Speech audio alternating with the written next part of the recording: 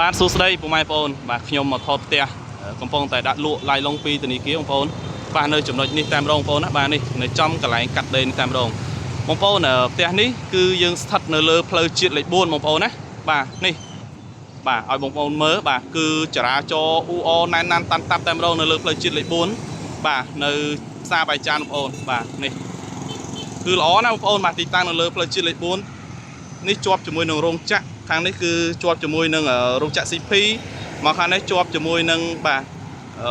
ទីក្រុងពាណិជ្ជកម្មភ្នំពេញសាក់មនីបងប្អូនបាទផ្ទះរបស់យើងគឺនៅចំណុចនេះតែម្ដងបាទទទឹងបាទ6ម៉ែត្របដោយបាទ42ម៉ែត្របងប្អូនបាទនៅក្នុងហ្នឹងមានទាំងហាងផងបាទមានទាំងផ្ទះសម្រាប់ស្នាក់នៅផងហើយក៏មានទាំងបន្ទប់ជួលផងដែរបងប្អូនណាបាទបងប្អូនធនាគារដាក់លក់ឡាយឡុងបាទតម្លៃ270,000បាទតម្លៃនេះគឺ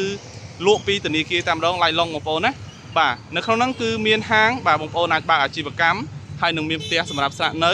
ហើយនៅខាងក្រោយបាទនៅខាងក្រោយគឺមានបន្ទប់ជួលមានចំនួន32បន្ទប់បាទដែលមានចំណូលមួយខែចន្លោះពី$1,000ទៅ$1,200អញ្ចឹងបងប្អូនបើសិនជាចាប់អារម្មណ៍ផ្ទះនេះដែលធនាគារកំពុងដាក់លក់ឡាយឡុងបងប្អូនអាចតាក់ទងមកខ្ញុំឥឡូវនេះមកបងប្អូនណាបាទស្ថិតនៅភូមិចកឃុំបាយចានស្រុកអង្គស្នូខេត្តកណ្ដាលនៅលើផ្លូវជាតិលេខ4ជាប់ជាមួយនឹងរោងចក្រវ៉ាន់កូ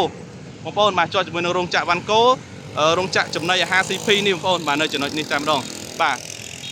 ចឹងបងប្អូនអាចតាក់ទងមកបាទតនធនាគារកំពុងតែដាក់លក់ឡាយឡុងបងប្អូនចាប់អារម្មណ៍ព័ត៌មានផ្សេងៗបងប្អូនឆាតចូល page បាទដូចជាតាម Telegram របស់ខ្ញុំទាំងអស់គ្នាបាទសូមអរគុណបងប្អូនបាទសូមគោរពលាបាទ